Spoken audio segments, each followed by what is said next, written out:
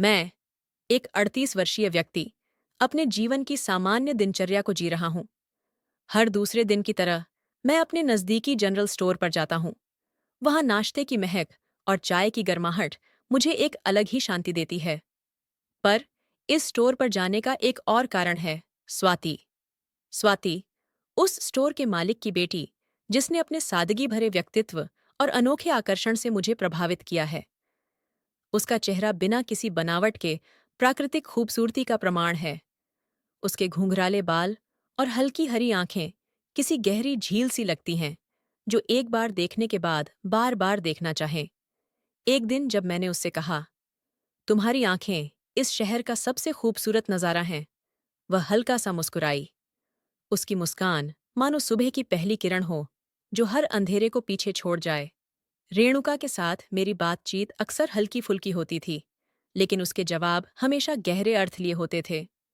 एक बार जब मैंने उसे डॉल कहा, उसने शर्माकर जवाब दिया, आपकी बातें मुझे खास महसूस कराती हैं। एक दिन मैं स्टोर पहुंचा और उसे काउंटर पर न पाकर थोड़ा निराश हुआ। जब अंदर गया तो देखा वह घुटनों पर बैठकर शेल्फ ठीक कर रही थी और सामने ही मोटे मोटे 2 तरबूज पड़े थे। मैंने मुस्कुराते हुए कहा, वाह, इतने बड़े और ताजे तरबूज, इनकी सुगंध भी कितनी शानदार है। क्या मुझे इनका जूस मिल सकता है? वो हल्के से मुस्कुराई और बोली, अभी नहीं, अभी स्टोर खोलने का समय है।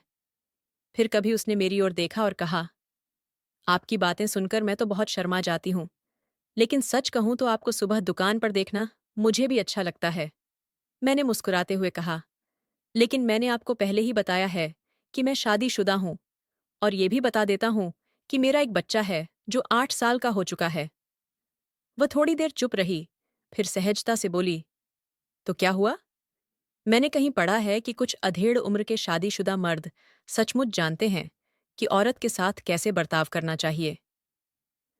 मैं उसकी बातों को समझने की कोशिश कर ही रहा था कि उसने स्टॉक जमाने का काम खत्म कर दिया।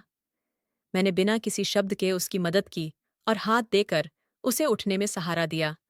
वह उठते हुए बोली, देखा, अगर मेरा बॉयफ्रेंड यहां होता तो वह इस तरह मेरी मदद नहीं करता जैसे आपने की।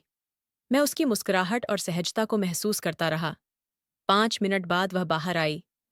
जैसे ही वह दरवाजे के पास पहुंची, मैंने उसे खोल दिया। वह हल्के से मुस्कुराते हुए बोली, देखा, मैं यही कहना चाह रही थी।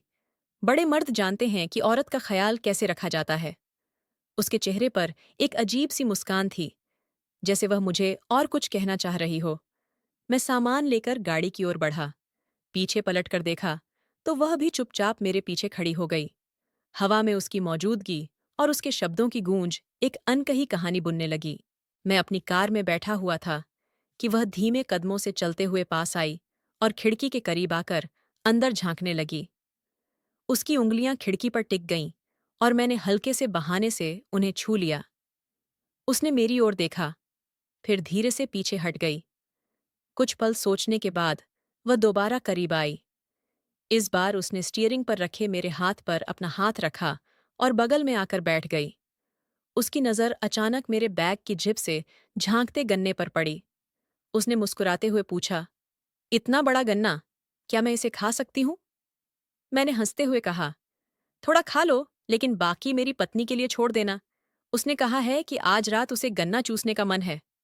वह गन्ना पकड़कर देखने लगी और मजाकिया अंदाज में बोली, मेरा मन तो पूरा खाने का कर रहा है, लेकिन आपकी पत्नी के लिए छोड़ रही हूं। जाइए, उन्हें चूसा दीजिए। मैंने उसकी ओर देखा और कहा, गन्ने का रस तुम्हारे कपड़ों पर गिर गया है और तुम्हारे हाथ भी चिपचिपे हो गए हैं। उसने लापरवाही से जवाब दिया, कोई बात नहीं, मैं साफ कर लूंगी। थोड़ी देर बाद उसने फिर गन्ना हाथ में पकड़ते हुए मेरी ओर देखा और बोली, आपको तरबूज का रस बहुत पसंद है। मैंने बोला, कब पिलाओगी? उसने मुस्कुराते हुए कहा, जब आप बोलो। मैंने कहा, कल मेरी पत्नी मायके जा रही है। मैं तुम्हारे लिए गन्ना लाऊंगा और तुम मेरे लिए तरबूज लेकर आना। वह हंसते हुए बोली, पक्का आऊंगी। दोस्तों, अगर यह कहानी आपको पसंद आई हो तो लाइक और सब्सक्राइब जरूर करें और कमेंट में बताएं कि क्या आपको इसका पार्ट 2 चाहिए।